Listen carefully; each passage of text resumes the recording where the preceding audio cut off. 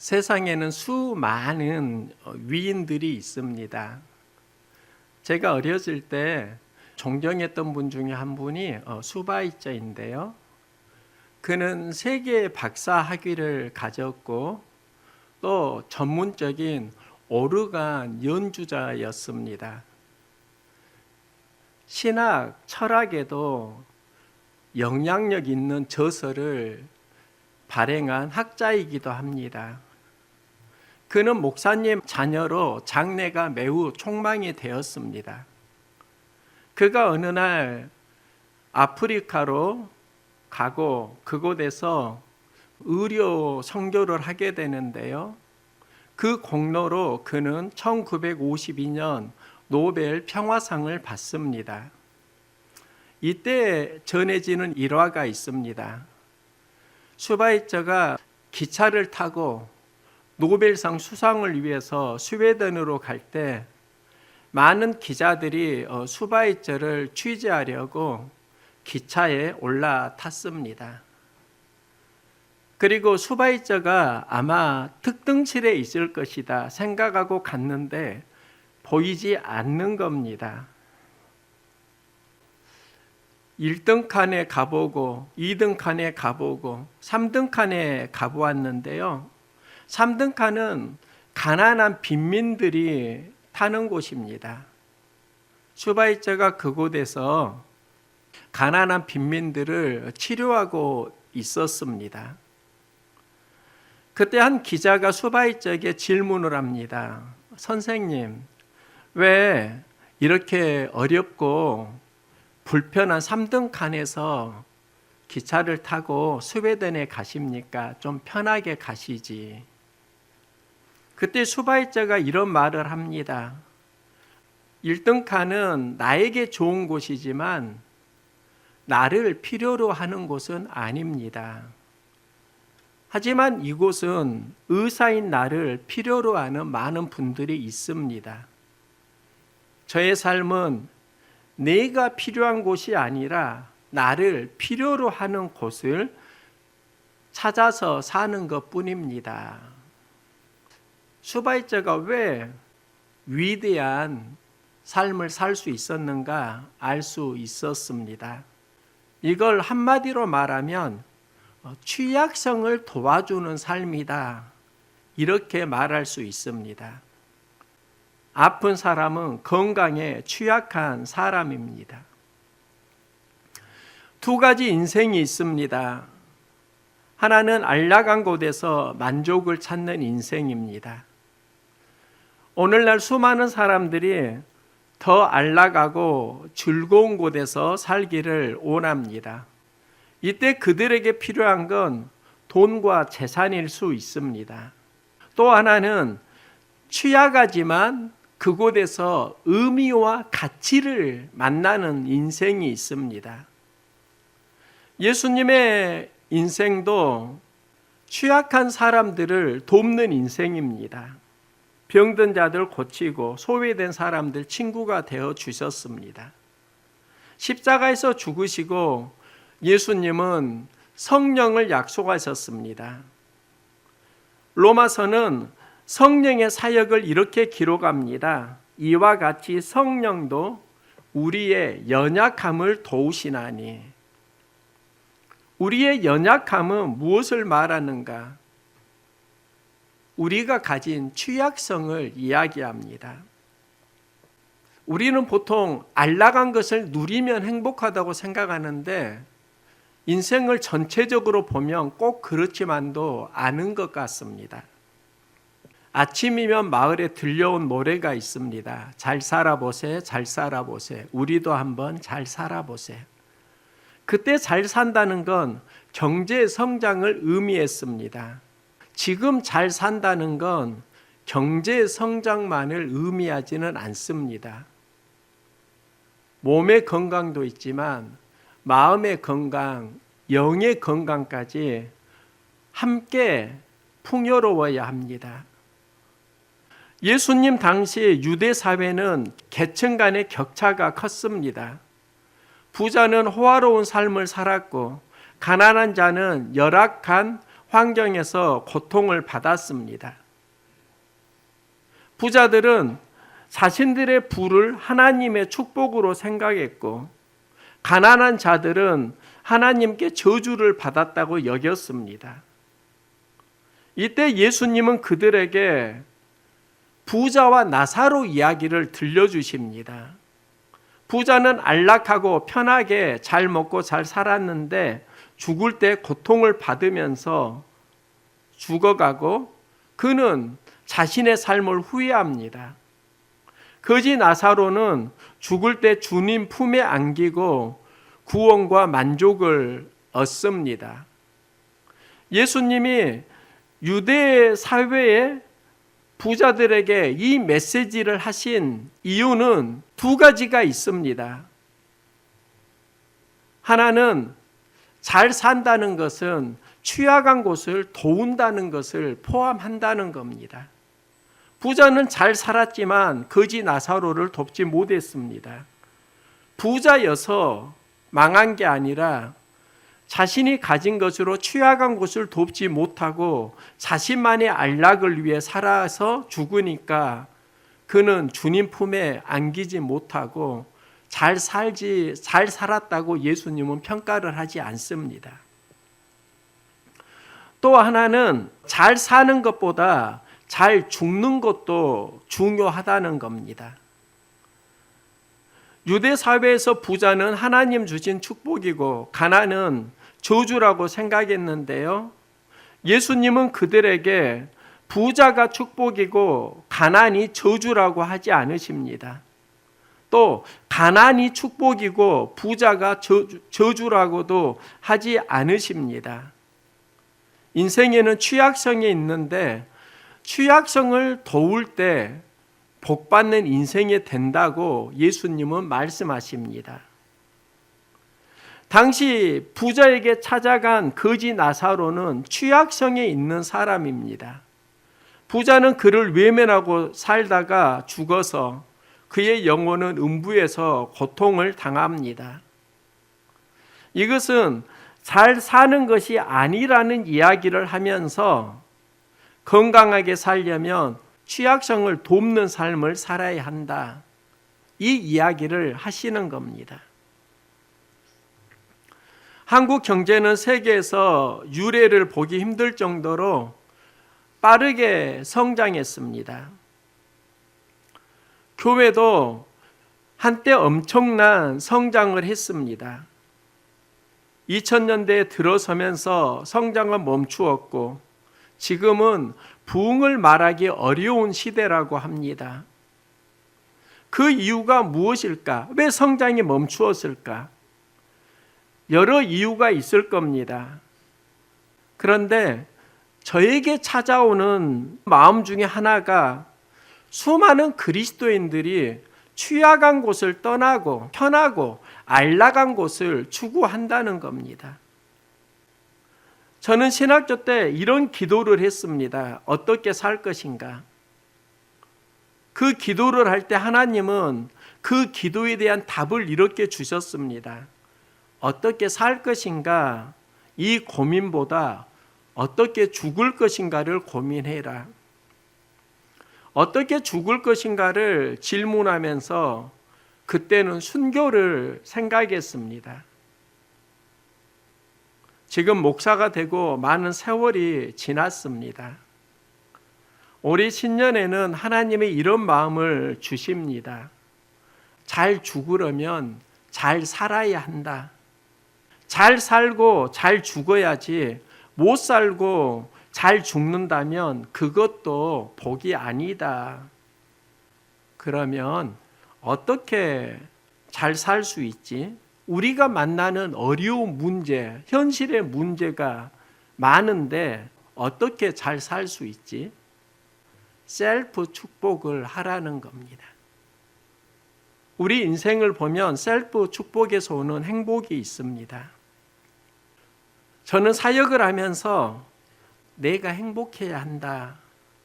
이 마음을 절실히 느낍니다. 이것은 나를 위해서이기도 하지만 교회 사역을 위해서이기도 합니다. 내가 행복해야 나를 만나는 사람들이 행복하다는 겁니다. 모두 행복하시기 바랍니다. 내가 행복할 때 나를 만나는 사람들도 행복해집니다. 그런데 행복은 어디에서 오는 것이지? 그것은 환경의 변화가 아니라 마음의 변화라고 할 수 있습니다. 하나님이 우리에게 주시는 행복은 환경에서 누리는 행복이라기보다는 예수를 믿는 신앙 고백에서 누리는 행복입니다. 마음이 건강할 때 삶이 행복해지고 마음이 거칠어지고 좁아지면 삶은 어려워집니다. 그래서 우리에게 필요한 게 셀프 축복일 수 있습니다. 남이 나를 축복하는 게 아니라 내가 내 자신을 축복하는 건강한 자존감을 키워나가는 겁니다. 성경을 보면 위대한 선지자로 모세가 나오는데요. 모세와 같은 선지자가 이스라엘에 일어나지 못하였다. 신명기에서 모세를 위대한 선지자로 기록합니다. 모세는 죽음을 앞두고 이스라엘을 향해서 이렇게 말합니다. 이스라엘이여, 너는 행복자로다. 모세는 하나님께 쓰임받은 위대한 선지자로 그리고 행복자로 삶을 마쳤습니다. 그가 행복자를 고백하게 된 이유가 있습니다. 그는 애굽 왕자로 많은 것을 누릴 수 있었습니다. 그런데 성경은 그때 그를 행복자라고 말하는 게 아닙니다. 그가 애굽 왕자로 살다가 이제 미디안 광야로 도망자의 삶을 살고 그리고 80세 때 하나님께 부름을 받습니다. 여기서부터 모세가 말하는 나는 행복자로다의 고백이 새롭게 탄생합니다. 80세에 호렙산에서 모세는 하나님의 부르심을 경험하는데요. 이 부르심을 콜링, 소명이라고 합니다. 그럼 호렙산은 무엇을 의미하는가? 그가 살아갔던 삶의 터전입니다. 그리고 떨기나무는 호렙산의 흔한 잡목이었습니다. 특별한 나무는 아닙니다. 모세는 호렙산에서 불에 타지만 사라지지 않는 떨기나무를 보고 그곳에서 하나님의 부름을 받습니다. 일상에서 생활하다가 하나님의 부르심을 받았다는 겁니다. 모세가 사역을 자신이 선택한 것이 아니라 하나님이 일상에서 그를 부르셨고 그 부르심에 순종하면서 모세는 소명을 받고 하나님의 선지자가 됩니다. 우리의 일상에서 수많은 소리가 있는데요. 하나님의 음성을 캐치할 수 있기를 소망합니다. 우리의 행복은 어디에서 시작되는가? 수많은 소리 중에 하나님의 음성을 들을 때부터 시작됩니다. 모세는 일상에서 하나님의 음성을 듣고 하나님의 부르심에 응답합니다. 수많은 소리가 있는데 똑같이 듣는 게 아닙니다. 내가 듣고 싶은 소리만 들을 때가 있습니다. 들어야 하는 소리가 안 들릴 때가 있습니다. 인생에는 수많은 갈등이 있습니다. 갈등에서 마귀의 소리도 들려오지만 하나님의 소리도 우리 영혼에 들려옵니다. 갈등이 있을 때 갈등에서 배우라고 합니다. 성장하라고 합니다. 자신을 성찰하라고 합니다. 그곳에서 연단 받으라고 합니다. 그건 하나님의 음성입니다. 그런데 갈등이 있을 때 자기 자존심이 상하고 화내고 불평하고 원망하게 되는 것, 그것은 우리의 영혼이 사단의 마귀의 음성을 듣고 있는 겁니다. 수많은 소리 중에 하나님의 음성을 들을 수 있기를 소망합니다. 모세는 하나님의 음성을 들었고 하나님이 그에게 주신 꿈은 이스라엘 백성을 애굽에서 이끌어내고 가나안에 들어가라는 겁니다.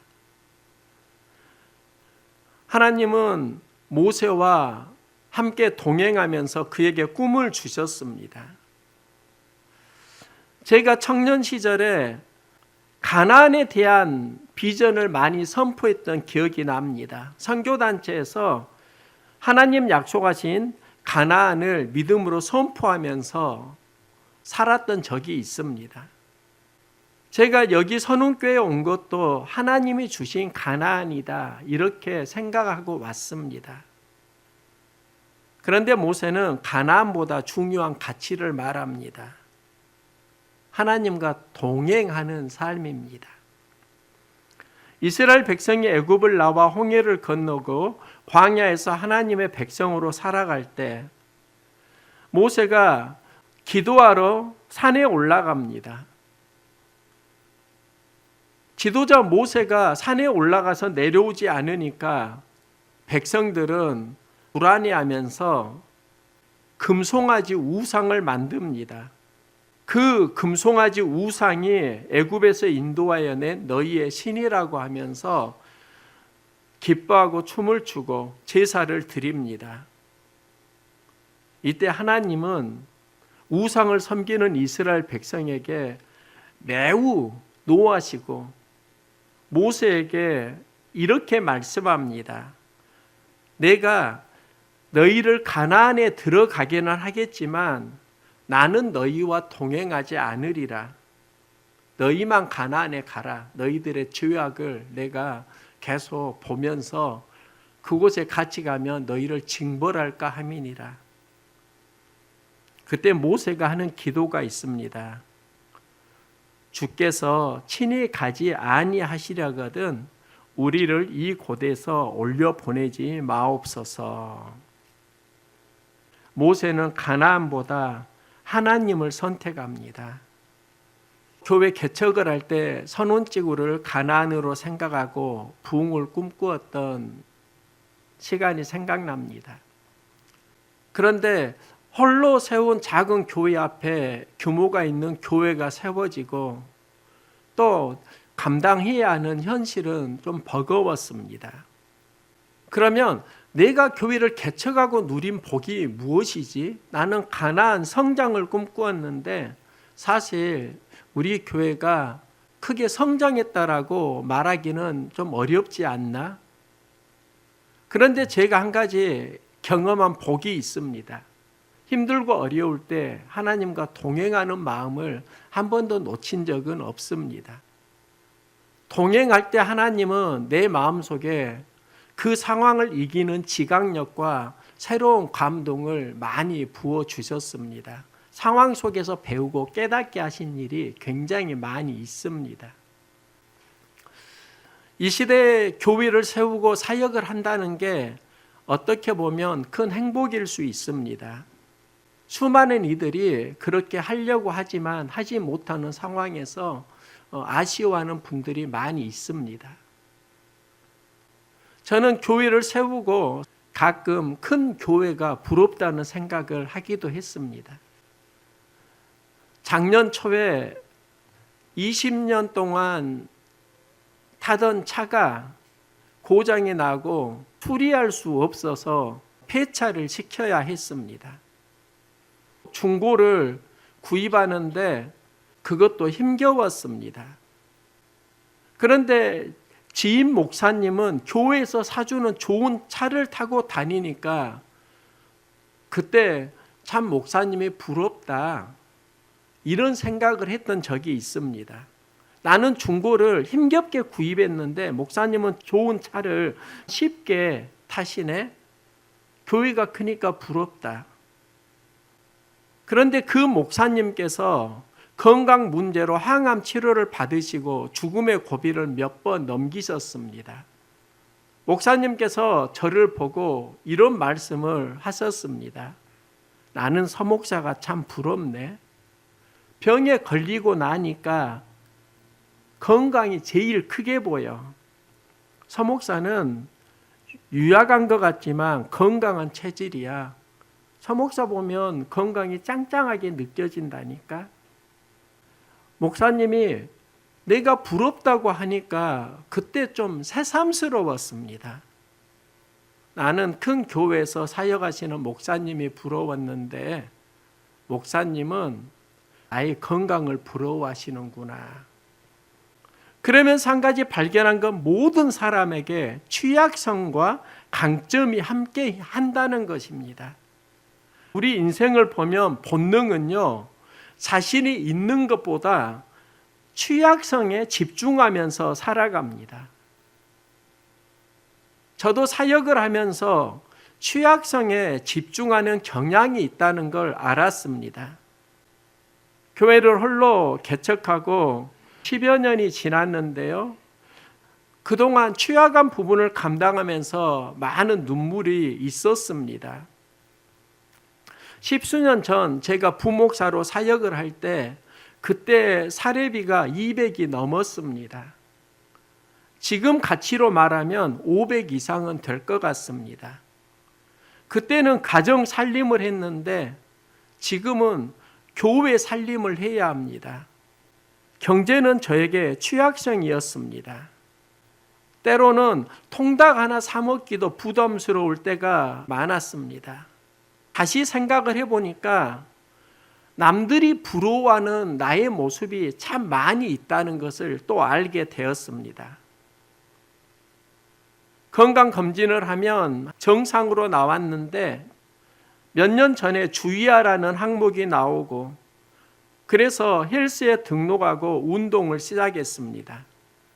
지금은 모두 건강이 양호하다로 바뀌었고 또 체력도 많이 좋아졌습니다. 올해 나의 버킷리스트 중에 하나가 10km 마라톤입니다. 나름 건강에 자신이 붙으니까 한번 뛰어보고 싶은 마음이 있습니다. 헬스장에 가면 5km를 30분 안에 무난히 달리고 있습니다. 10km를 러닝머신으로 1시간 안에 달리기도 합니다. 턱걸이 20여 개를 합니다. 인바디 검사를 하니까 근육이 강하다고 나옵니다. 그러면 그건 제가 가지고 있는 강점인 겁니다. 또 교회 사역을 할 때 저에게 많은 행복이 있었습니다. 특히 항존직을 세울 때는 정말 행복했습니다. 권사님 3분을 세울 때 무기명 비밀 투표를 했는데 반대표가 하나도 나오질 않았습니다. 모두 다 찬성을 했습니다. 큰 교회에서 무기명 비밀 투표를 하는데 100% 찬성이 나온다는 건 매우 어려운 일입니다. 목회자를 힘들게 하는 교인이 교회마다 있다고 합니다. 우리 교회는 그런 가정이 없습니다. 제가 무엇을 하고자 하면 잘 따라주고 지지해 줍니다. 우리 교회에 장점이 많이 있다는 걸 다시 생각하게 되었습니다. 그런데요, 나를 괴롭게 하는 한 사람이 실질적으로 좀 있습니다. 내가 살아오면서 나의 취약성에 집중하고 힘들게 하는 한 사람이 있는데 그가 누구인가? 바로 내 자신이라는 걸 알았습니다. 강점보다는 취약성에 집중하면서 살아왔다는 걸 알았습니다. 때로는 부족해 보이고 약해 보이고 하려고 해도 안 될 때 자책하면서 살아온 내 자신이 보였습니다. 나는 그릇이 크지 않은가 보다 스스로 규정하면서 자존감이 낮아진 자신을 보기도 했습니다. 신년에 어떤 비전을 정할까 기도하는데 하나님이 이런 마음을 주시는 겁니다. 헌주야, 너에게 강점과 취약성이 함께 있어. 그런데 취약성으로 기죽지 말고 축복하면서 살아라. 내가 너를 축복하는데 너는 왜 내 자신을 축복하지 못하니? 이 마음을 하나님이 주시는 겁니다. 신년 우리 선원 공동체 하나님 주시는 비전은 축복인데요. 가장 중요하게 생각하는 것은 셀프 축복입니다. 저는 분석하고 그것을 극복하려고 노력합니다. 그런데 제가 노력한다고 그게 극복되는 것은 아니라는 것을 많이 경험을 했습니다.